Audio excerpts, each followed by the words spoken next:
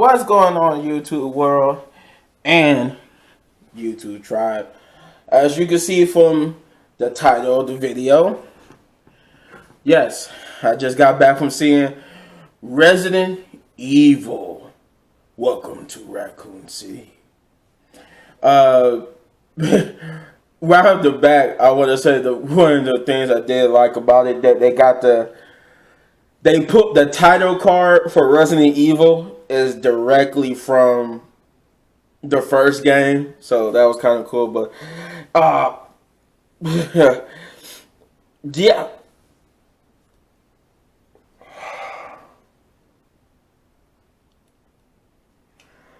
oh man, I'm trying to formulate words to express how when you seen the first trailer, you got a sense. And so, okay, so this is how I'm gonna start it. Hearing the reviews and what people, seeing some of the non-spoiler reviews for this movie. Everybody said you have to go in there with the expectation to have B movie mentality, right? Like expect B movie, grainy, not even grindhouse style, but like 19. They shot the movie like it was really 1998. But to give you a synopsis before we get into the review, the synopsis reads: Welcome to Raccoon City, once the booming home of pharmaceutical giant Umbrella Corp. The company's exodus left the city a wasteland, a dying town with great evil brewing below the surface. When that evil is unleashed, a group of survivors must work together to uncover the truth behind Umbrella and make it through the night. So, with that being said, the movie in itself pulls inspiration from Resident Evil 1 and 2, the remakes. The majority of the inspiration, like one of the things that it do well is it bases the movie off the source material. Like unlike the Paul W.S. Anderson films, or the majority of the films that was directed by him, I should say. I think he did every one except for Resident Evil Extinction, the third one. Yeah, I think he didn't do. I don't think he did the second one. I think he directed the first one, didn't do the second one, but then he did the third one, and so on. It was either that it was either the second or third one that he did direct. I can't remember. But those film movies they took bits and pieces and put it into the movie, but it didn't take 100% inspiration from the movie, like having Alice, a character just made specifically for the movies, who interacted with the characters from the video games. And one of the things about the first one that he did was that it didn't have any character from the video game series in the movie. It just had like the locations and some of the enemies or whatnot, right? That's where Welcome to Raccoon City. This one pretty much does that. That's what it has going for it. Actually puts the video game characters front line center as your main characters, and is basically Resident Evil 1. You could somewhat say 3, but it's mostly Resident Evil 1 and 2. And the only reason why I put 3 in there because of Jill, but it's mostly 1 and 2 put together, and that's what it takes inspiration. The movie, without trying to give you any spoilers, the movie does starts off with the backstory of Chris and Claire and how they came to be. How they backstory that, as we all know from the previews and stuff, Claire and Chris are orphans. So it's the beginning movie explores that, and it introduces you. I will say the beginning parts, the beginning of the movie, like when the movie starts off, and introduce you to the location from the Resident Evil 2 remake, which is the orphanage. And it introduce you to the to I'm saying the character's name in my head without trying to spoil it. So I'm trying to count how many characters they introduced right at the beginning. They introduced one, two, three. They introduced 4 characters from the video games right off the bat. So we got 4 characters, right? 4 characters plus an iconic, or not iconic, but I would say 4 characters plus a location from the remake of Resident Evil 2 video game. It's in sense, it was like we were playing the Claire scenario, which I think is scenario, would be scenario A. I think Leon's scenario is always scenario B, and this is basically Claire's scenario A. When it comes to Claire, is Claire's scenario A, or when it comes to Chris and Jill, is Chris's scenario. So it's like they take both of those scenarios. Like Chris and Claire are like your main protagonists, and then you got your second main, which is like Leon and Jill, and so on. So the movie then explores, like I said, the beginning explores the background, the background of Claire, the beginning, and it introduces us to our first, at least in the game, or I should say, well, yeah, at least in the game, they introduce us to a villain already. That was one of the 4 characters that gets introduced at the very beginning. They introduce 2 heroes or 2 villains. So they or I should say one. I said one of the both of the villains are actually boss characters, but one villain is a boss character in both the remake and the original, while one character is only a boss character in the remake. You shoot forward. You see that part of this little flashback is a nightmare of Claire's. By the way, the movie is an hour and 47 minutes. Just to let you know, like in case you do want to go see this movie, you got an hour and 47 minutes of runtime. So then you get to Claire. We meet another iconic character from that we seen in the previews. We see part of this scene in the previews where Claire's in the truck with another iconic character from both the original and the remake, the truck driver. So we get the little his little we get a little backstory, not backstory about him, but we get a little backstory how him and Claire met. Apparently Claire was hitchhiking her way back to Raccoon City, and we get to find out through exposition that in the present time, September 30th, 1998,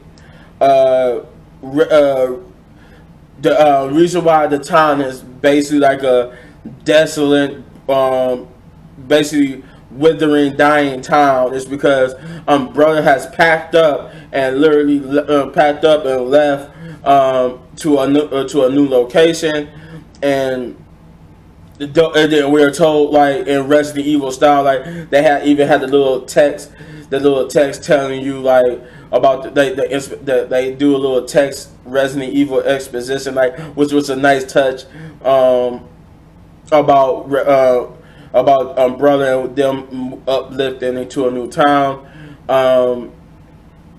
Then you get to see the result is that people most of the residents of Raccoon City have left, and those who are there are too poor to leave. You get to see Claire. We get another scene taken straight from the remake of Resident Evil 2, and then we jump to Chris and Claire having a reunion. Claire trying to warn Chris, and then you get the little exposition about, you get to slowly see as we transition from Claire's trying to warn Chris about what's going on to Leon. We get to see the slow descent into the zombie madness that will befall, unfortunately, Raccoon City, as we all know. Then that's where we do get to Leon. Leon is hung over from the day before. He goes to the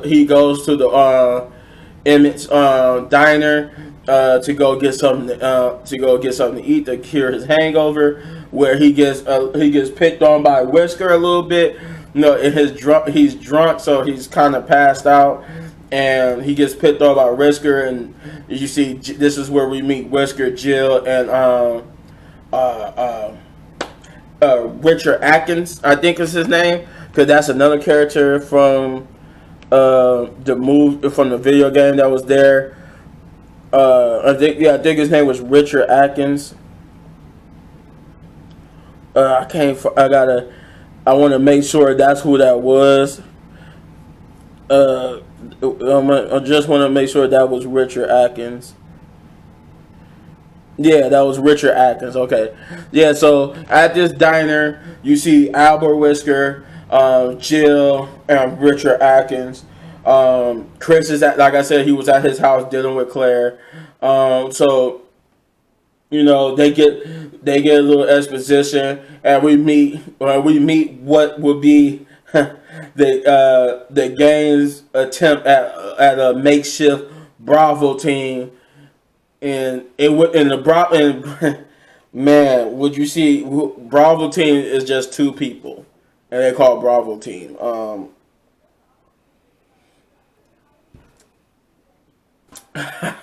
I can't articulate how bad that was. So yeah, then Bravo team, just like in the games, they go investigate.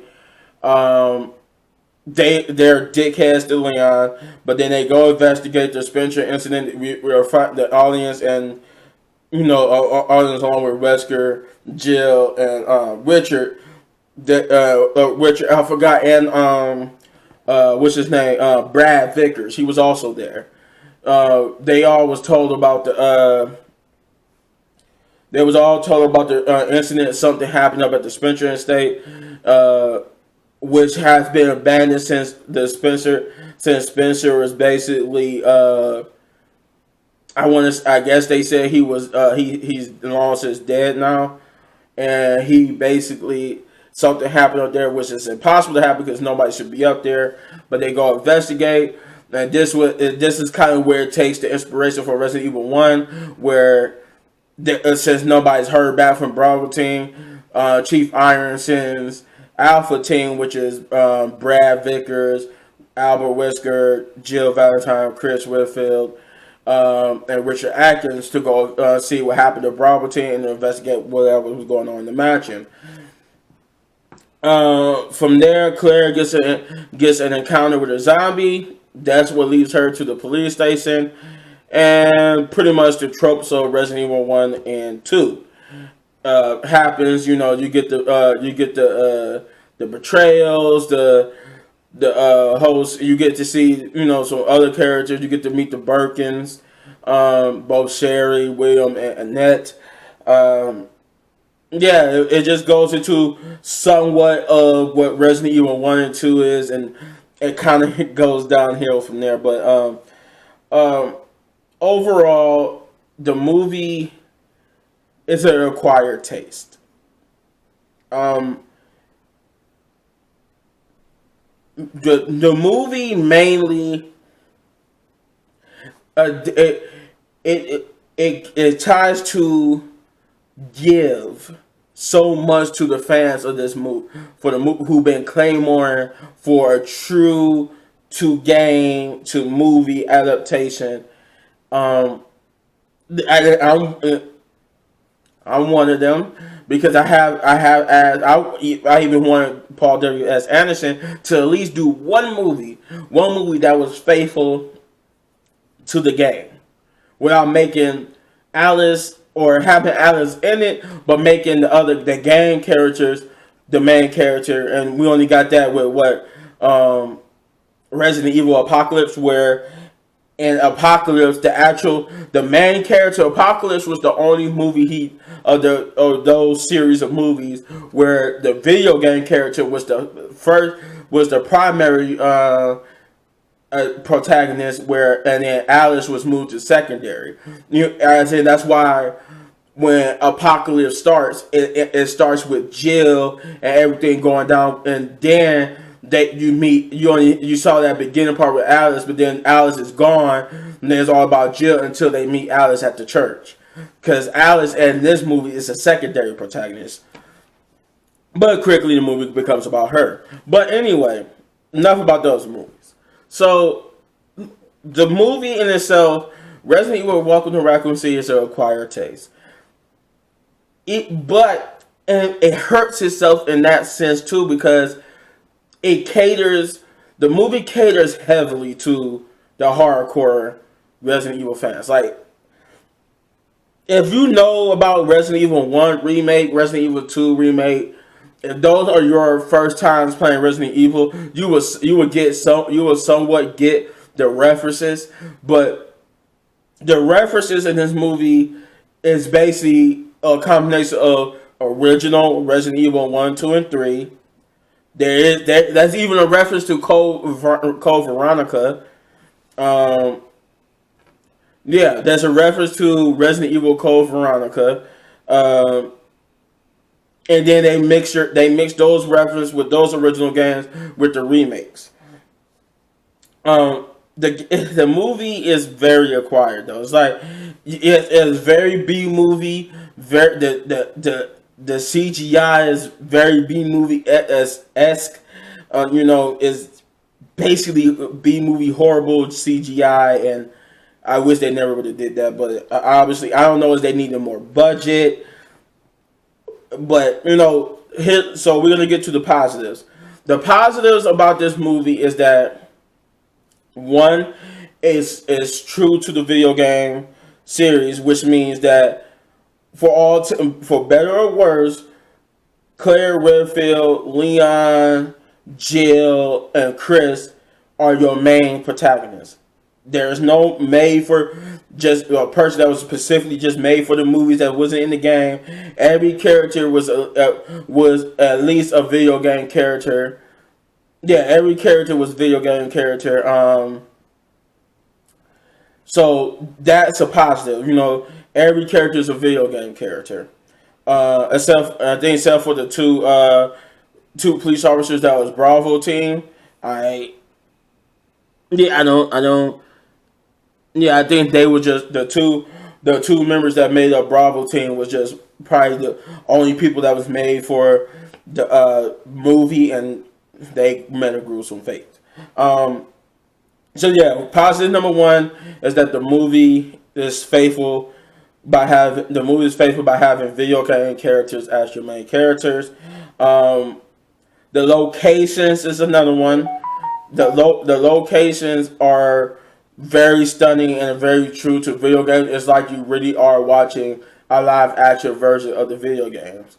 They really did make sure that their attention to detail of what these actual areas look like were in the game. You got the Spencer Mansion was in the game, for better or worse. The orphanage and the police station was in the game, for better or worse. And I'll get to why I keep saying for better or worse.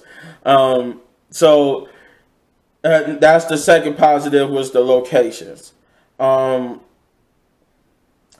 The third positive is that Chris and out of all the characters, Chris, Claire, and Albert were somewhat like their with Chris and Claire mostly, but Albert somewhat like his video game character, and William Birkin somewhat like his he was mostly he was more akin to Robbie Amell and Kaya, who played Chris and Claire respectively. Neil playing William Birkin. They was all mostly to their characters. Lisa Trevor was mostly like, it was basically Lisa Trevor from the video games, except they changed. She like Claire and them. They kind of changed the things around. Like they changed that Claire and Chris was orphans. Yeah. Leon was Leon was Leon, but I would get to why that's such a disappointment.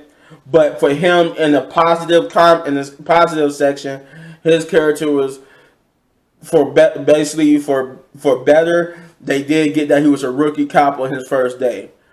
For worse, that's in the negatives. But so characters as main characters, locations, and the actual characters being somewhat similar to their video game counterparts.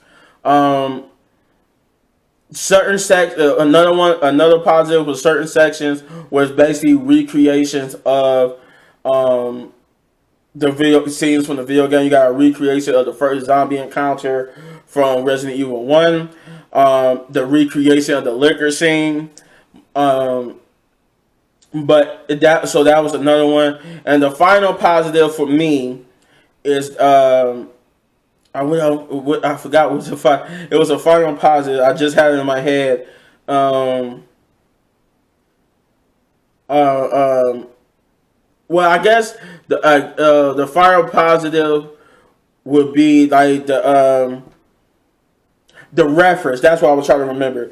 The references. The reference to the video games and the lore of the video games. That was the fifth positive for me, because I love the key attention to detail. The fact that they actually had the spade and diamond keys and stuff in the movie, and it was the actual keys from the collector set for Resident Evil 2. Like, I think it was either Resident Evil 2, it was Resident Evil 2 remake, where you pre-ordered the collector's edition, you got the keys.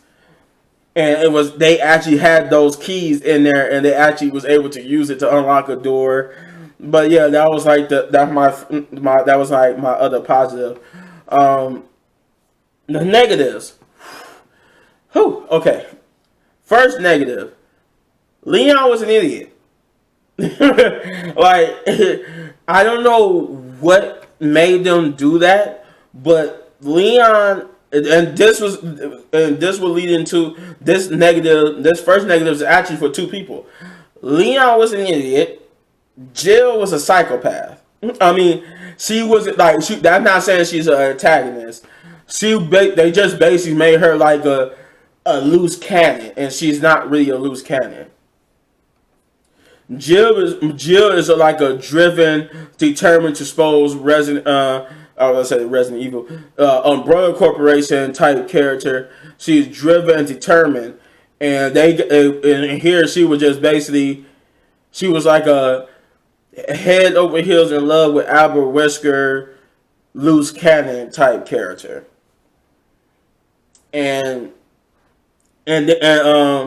but yeah, Leon was an idiot because they had him. Basically, he was like basically his exposition. That's why I was saying with Leon, they got right was that he was a rookie cop on his first day was the positive. The negative to that was that everything else about his character was stupid. He was an idiot. He was bummed. He wasn't the cool character that we came to love. I was giving them a chance with the casting too. With the casting, I was like, okay, I could bypass the casting as long as he's still true to the Leon character. He is not true to the Leon character, at least until damn near the very end, where he kind of transforms.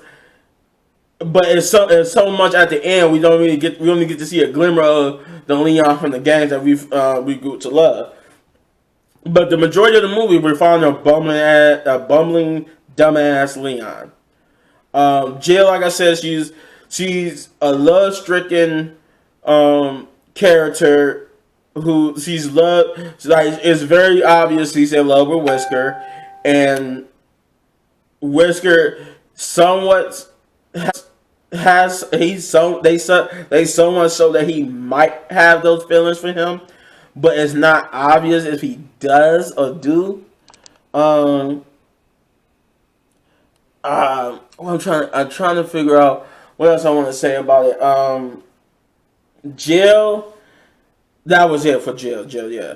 Chris is more, like I said, on the positive. He's more or less to his character, but they also changed the fact that Chris and Jill were supposed to be the close bonded people, but it was like but they wasn't like the video game close bond. It was like they had that close bond, but it was harkened by the fact that Chris is also in love with Jill. Where in the video game, it was brought up. I think in Resident Evil 5, they made, I think Seva as Chris it was his relationship with Jill more than just a partnership, but he was like, no, we were just strictly partners, and he wanted to get revenge for her death, or supposed death. Spoilers if you haven't played Resident Evil 5. But yeah, the change they made to Chris was that he was in love. He's in love with Jill now. So that was a dumbass decision because now you got a moment where he basically sees Jill flirting with Whisker. You got him going, oh. You got him getting heartbroken because he wants to make a move, but he sees that she's only got eyes for Whisker, right? And Leon is also in love. Is also have a thing for Jill because he checks Jill out, and he's told by the waitress at the diner they was in that he has no shot because that's how you find out that she only has eyes for Whisker. Lisa Trevor. I have a problem with Lisa Trevor. This is just all one thing. This is all one thing about characters. And Lisa Trevor is a problem because Lisa Trevor is the only thing about Lisa Trevor that they take from the game is that she's Lisa Trevor, her design. And I don't even want to spoil what I mean by that, but that's what I'm going to give you about her. You have to see the movie to understand what I mean. But her design is the only thing. If you play Resident Evil 1 Remake, you know what Lisa Trevor is to you. To you, the player, you know which Lisa Trevor is to you. She's Mr. X. She's Nemesis. She's, oh God, I gotta run. That's not there in this movie. She's Lisa Trevor in form and in character, but her actual overallness is different from the video games. I think I'm trying to figure out if there was any other character. Chief Irons was more or less his character from the video games, which was a positive, but the negative about that was that you didn't see the Chief Irons from the original and the remake until a certain point. At one point he was just playing. It's like he playing dumb. And then it's like, oh, okay, there go the Chief Irons from the video game. Now it's starting to come out. You know, he's starting to know things that he shouldn't know. But by that point, you're like, what? Okay. We're almost to the end, huh? And now when the characters are starting, so even Whisker is another character problem. Was that Whisker? I gave them, and I don't get on them about this because they said they're going for a different take on Whisker. They wanted to show him as a person who was conflicted about being the betrayer, and then going into the Whisker from the video games. Okay, and for the most part, they succeeded with that. But when it came to the betrayal, it didn't. When it gets to the betrayal part, he wasn't. It's like he still didn't transform into that Whisker. The only thing he did was the betrayal, and he was remorseful. I'm sorry. I didn't mean to say that. But because that's kind of like me saying he was remorseful. Kind of spoils the betrayalness of it. But whew. So that's a negative. The pacing, I was rambling, so I'm sorry. The pacing is another negative because of the fact that they put Resident Evil 1 and Resident Evil 2 together. The pacing was bad. The pacing was very bad. This movie needed to be about Resident Evil 1, and half of this cast shouldn't exist. Aside from Chief Irons, there should have been no Claire, no Leon, no anybody from Resident Evil Resident Evil other than maybe William Birkin and Chief Irons. This should have been solely about Resident Evil 1, the Spencer Mansion incident, and Jill, Chris, Wesker, Barry, Richard Atkins, so on and so forth. That was a negative for me. The fact that it was two movies put into one, and that hurt the pacing on this movie because once you get to a certain point in the movie, it's starting to get rushed. You don't even, once the zombie and the apocalyptic and all that type of stuff happens, it's rushed, and you don't even get a time to enjoy the reference and the coolness of the fact that this is some scenes from the video game. You don't get to enjoy it as much because it's being rushed. So the pacing that's three negatives.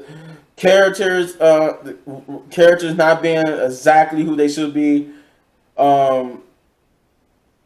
Pacing and characters pacing. The visuals was horrible, atrocious, but they was going for a B-movie vibe. So I'm still giving it a negative. The designs for monsters. That's what certain monsters just. The best looking enemies in the movie were the zombies. Other than that, it was horrible. Zombies was okay. The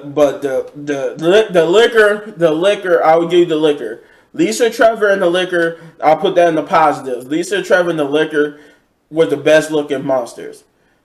Eric and Lisa, Trevor, the liquors, and the zombies were the best looking design. Anything other than them was horrible. The dog we didn't get the dog jump scare scenes like we should. There was no jump. I wasn't even the tension that the game is known for wasn't there. I could go on. The tension, the characters, the changes to the characters, I should say.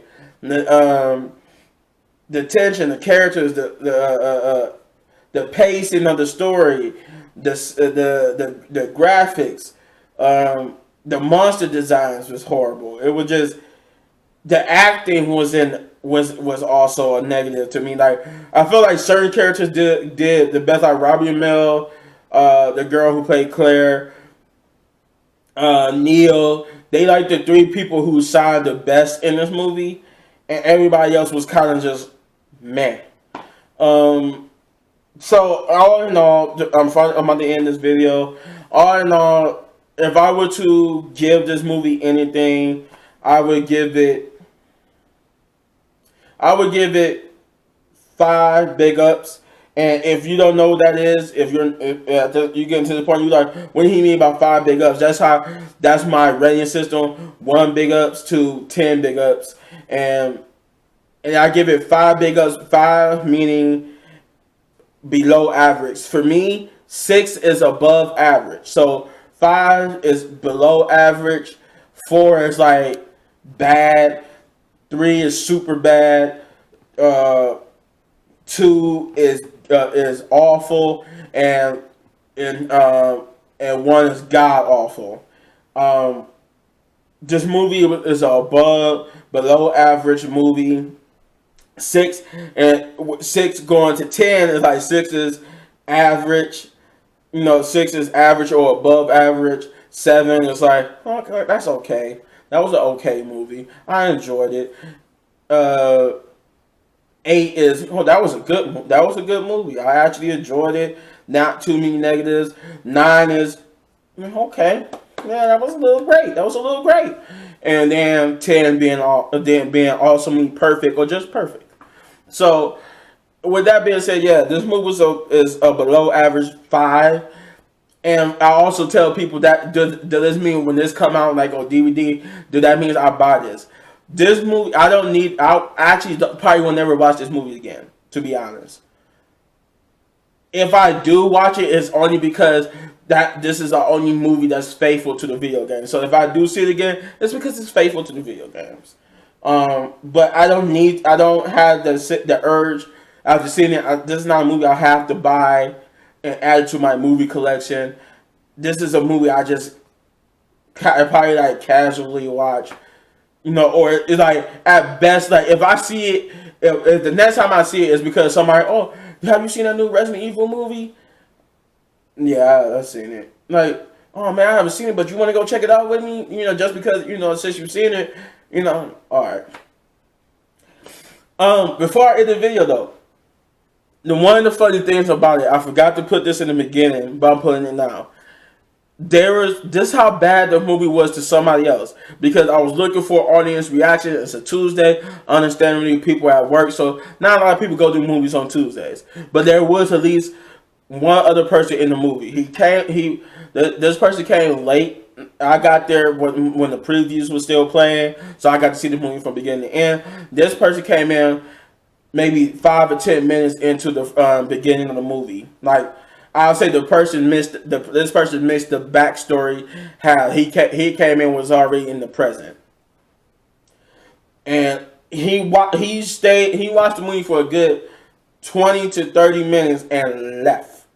Was like, no, didn't see that person ever again. So I'm like, wow, this movie was pretty horrible. But yep, that's all I got. This movie was a 5, below average movie. Yeah, my recommendation is that don't go see this movie, but don't rush to go see it. You can even wait till it comes out on DVD or on demand. But take your time seeing this movie. It's not something that everybody's rushing to go see. But if you enjoyed this review, then hit that button right there in the upper right corner for all of my reviews. And if you enjoyed this review so much you want to support the channel, then hit that like button, hit that subscribe button, and turn on all post notifications, because all that things are for free. And if you subscribe to the channel, always remember you can always change your mind later. And as always, hit any one of these videos for more of my amazing content. Don't go nowhere, because I'm coming right back at you with the review for Monday Night Raw and some gameplay. And yeah, so peace.